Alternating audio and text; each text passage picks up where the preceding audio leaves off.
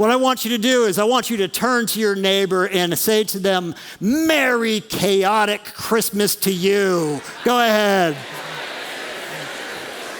Welcome. Welcome to the day of high expectations and forgetting that the batteries were not included.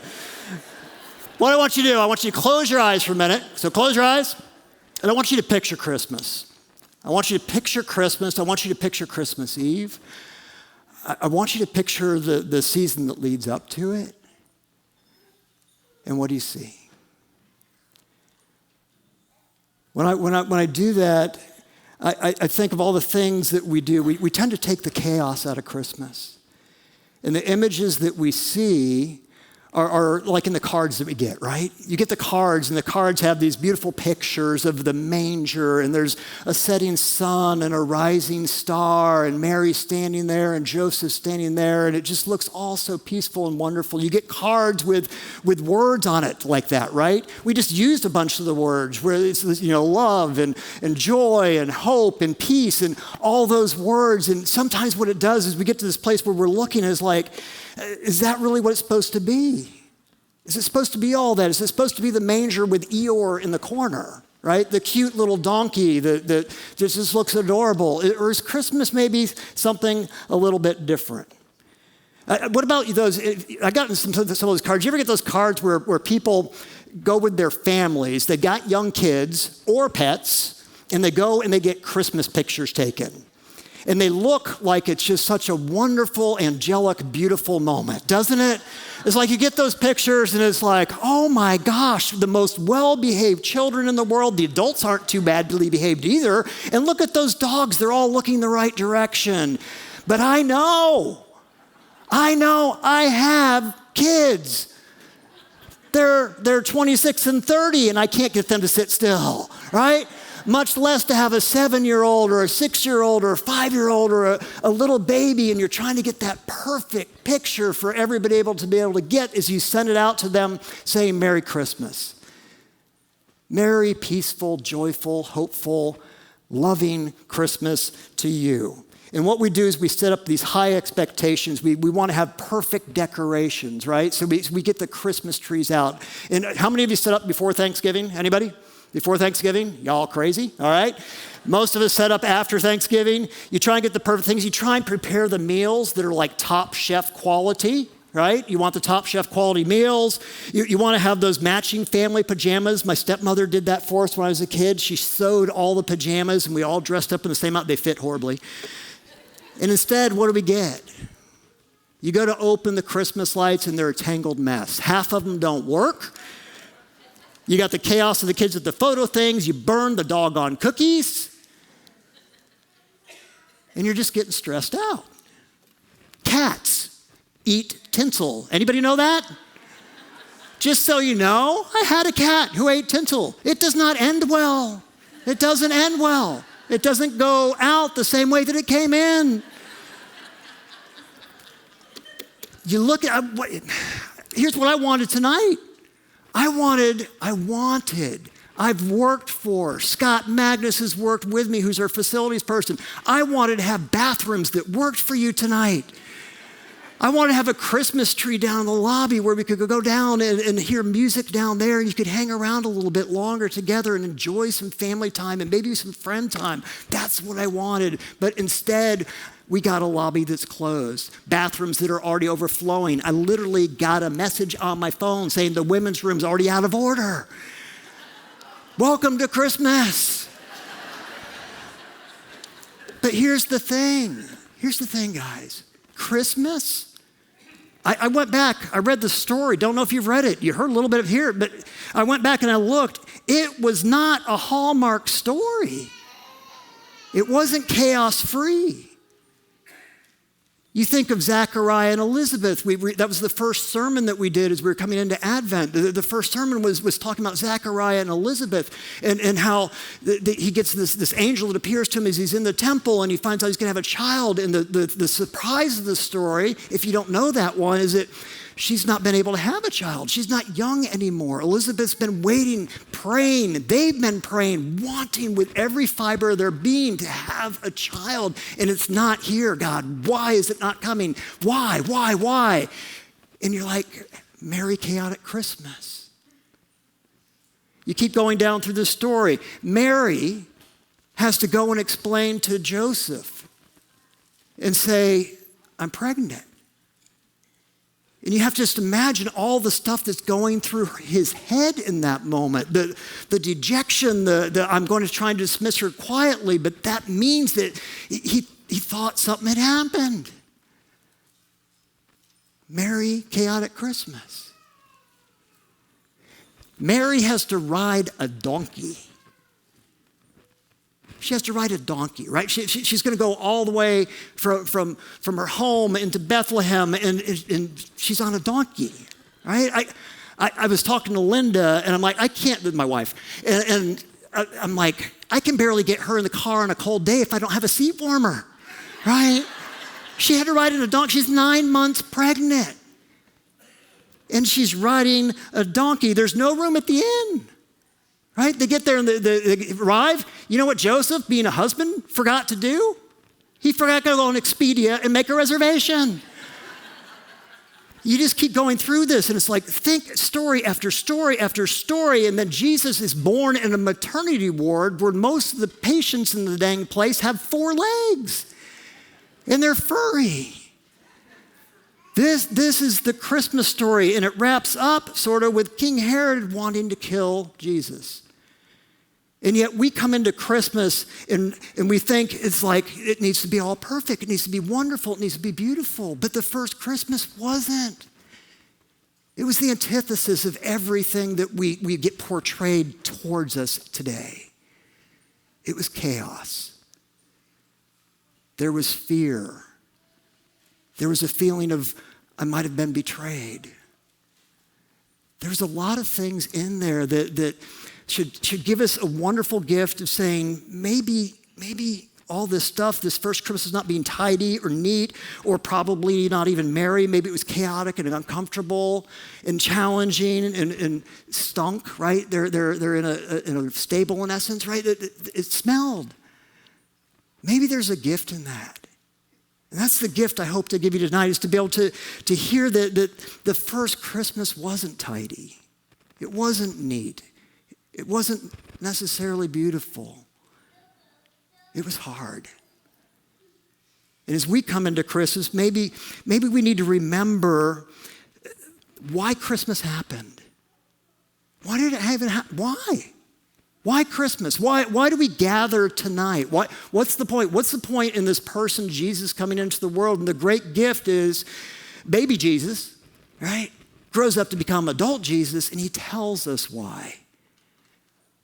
And I want you to read it with me. It's going to be up on the screen because this is the reason why. This is Jesus' reason, all right? And we get to read it together. Here's what it says. Put it up on the screen, guys. Read it together, right? I have come that they may have life and have it to the full. Do you hear that? I've come that that we might have life. And not just have life, but what's it say? What's the word? That we might have it in the full. The first Christmas wasn't perfect, but was full of what? Love, joy, peace, hope. No, not just those things. Chaos, struggle, challenge, fear, stress, anxiety. All of those things were present in the story. Why do we expect it to be different for us now? Maybe we need to understand that the abundant life that he's talking about, the full life that he's talking about, means life in its fullness. That it's not just the love, the joy, the hope, the peace, that there's something else that's going on. And so I thought, but what if I do this? What if I just give you examples of some of my past Christmases? All right, some of the moments where it didn't go quite as you thought it should go. You had great plans, but it didn't go the way that you thought it would go. So I got a few stories. Number one, I remember surprising my dad and stepmother. They lived up in Alabama. And Lynn and I, we got in the truck. It was cold. And I'm like, we're going to surprise them. We're going to show up early in the morning. They knew that we were coming. They didn't know we were going to be there at sunrise. All right? So we left as soon as church ended, and we got in the truck, and we boom, go down the road, up the road because we're going north, right? So we're going north up towards Alabama, and it's freezing, and we got the kids, and Nathan's a young one, and there's one trip that we did where it was freezing cold as we were driving. The further north we got, the colder it got. And strangely, for some reason, the heater stopped working in the truck.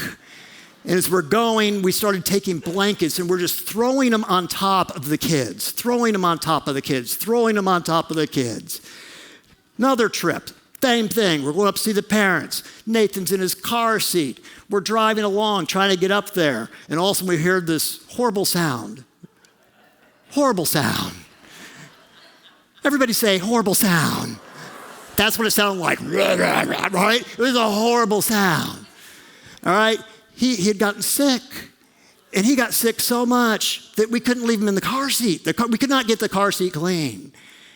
The whole drive up, you've got that going on, the wonderful smells, all those things going on. Merry, chaotic Christmas. That's not the only story. We have annual Christmas gatherings, right? We'd have annual Christmas gatherings up at my mom's house, a mobile home, double-wide mobile home, up in Chastahowitzka, Florida, which is also fun to say, so say that too. Chastahowitzka. Oh, say it again. Chastahowitzka. All right, Chastahowitzka. We drive up to Chastahowitzka, and my family's there, all my sisters, the kids, everybody, and the fried chicken. My mom would always make fried chicken. And she did that ahead of time, and she did that for me. She made lasagna. It was for me. It wasn't for my sisters. It was for me, right? Fried chicken. And it was just so awesome to be up there, and we would draw names at the end. There was always a little bit of stress over who's going to get what name, and then you had to trade names because everybody wanted to buy a gift for me. Nobody wanted to buy a gift for anybody else, right? There's just a wonderful time to be able to be up there. You couldn't even park near my mom's house. There were so many of us that were there. I remember our kids. Brandon, Stephen. See, I'm thinking of you, Stephen. Thinking of you, buddy, because we got the same shirt on. All right? So Brandon, Nathan, and it's just such a cool thing of them growing up here. And they would sing in the choirs. And the thing that went with that was the stress of it. All right? Not the stress of the kids being up there, though you did want them to behave. Any parents out there, right? You're like, I want my child to behave up there. You need to be the one that's in control. Do you understand me, child? All right? So you try to get that. You try to get that. And I would watch them up here singing, but it had taken a month of practices of trying to get them together, to try and coordinate them. And then you get the people, the adults that would sit with the kids as they would be up here singing to try and keep them under control. As this choir went, this choir was waiting and trying to keep it in order, and it was chaos. And it was beautiful. Just beautiful. I get a great gift now. I've been talking to the congregation a lot about this because I've got this beautiful gift of my office is located close to a preschool classroom right now. We've had to put them in there because we're trying to get another room built. And the kids, they were in the chapel and they were singing. And I'm like, I gotta set my stuff aside. I set my stuff aside and I go walking outside and I come walking into the back part of the chapel and they're all sitting up in the front row and they're singing and they're getting ready for their Christmas concert. So our Anona Child Development Center has a Christmas concert for their parents every single year, and the parents come in. And I'm watching, and I'm imagining like all the struggle they've had trying to get these kids to be all on the same moment, saying the same thing, singing the same, just getting to the room is a challenge, right? The chaos of that, of trying to get them there, and the stress, and the teachers are always so calm and patient and kind. All the good side of Christmas is the kids are sometimes like, all over the place. And what I wanted to do is I wanted to share the gift that I got that day. So take a look.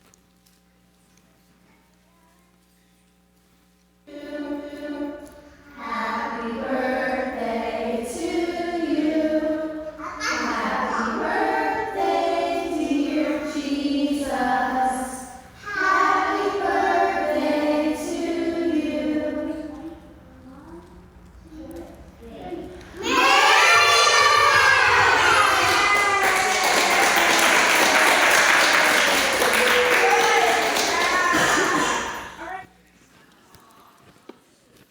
Isn't that awesome? Isn't that awesome? You know what I want with every fiber of my being? I want back my kids at that age. I want back the chaos of raising my kids as 2 and 3 and 4-year-olds. And I wish with every fiber of my being that I could just be able to hold them the way that I used to hold them back then. I want back the trips. I want back the trips to be able to see my dad.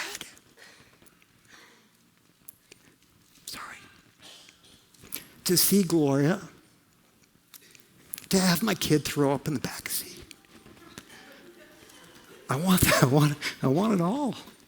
I want it back. I want my mom's fried chicken.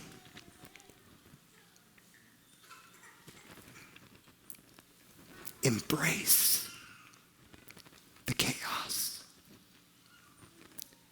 Don't run from it. Chaos is the story.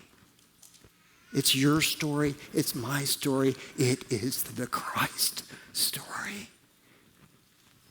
The gift that we get in this moment, this whole birth story, is to realize that maybe somehow, some way, we might just find in the midst of the chaos and the struggle of a baby crying in the middle of worship, that we celebrate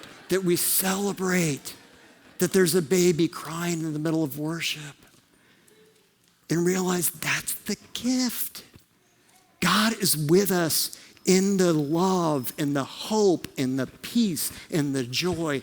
God is with us in the struggle, the hurt, the pain, the anguish, the anxiety, the betrayal. God is with us. That's why he is called what? Say it loud. Emmanuel. Why? Emmanuel. What's that? Let me look it up. Let me see. God. Oh, yeah. God with us through it all.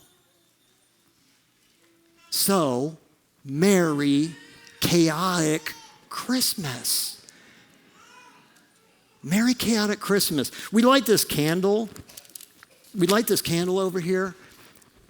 We light it with the idea that the light is coming into the world. The light of Christ is coming into the world with the idea that God is now with us. That's the whole symbol of this moment. When you get that candle in your hand and it lights, that's the whole point. God is with us, which means God is with you.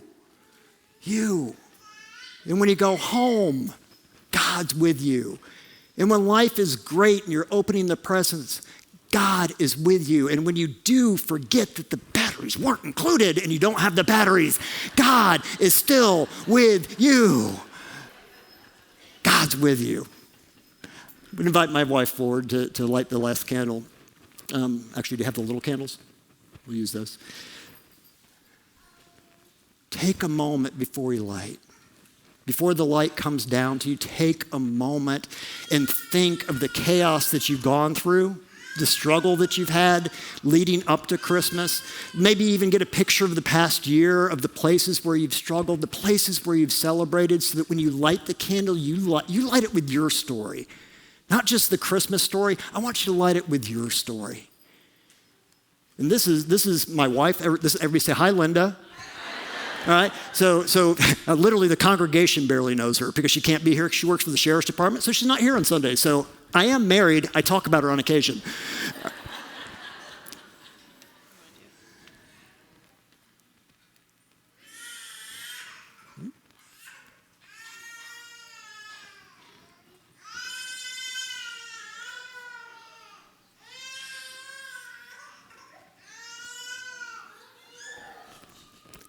Christ is born for me, for her, for you, for us, for all circumstances. Amen?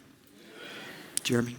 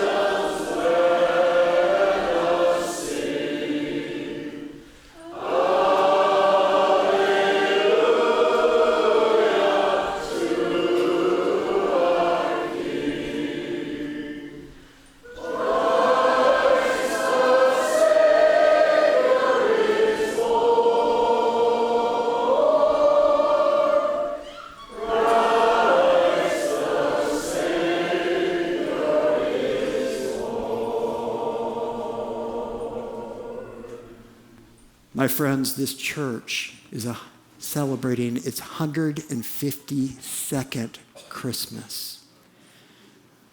I want you to know that it's not just celebrating its 152nd Christmas, it's celebrating 152 years of chaotic, struggling, loving, celebrating, pain-filled, Jesus-filled, birth in a manger, dirty, grubby Christmases, and stories throughout the year. And you are invited to that story, not just on Christmas, you're invited to that story every day of the year. Be Christ. Accept the challenge of life, the abundance of life, and know that God is with you. God bless you, and go in peace. Amen. Merry Christmas.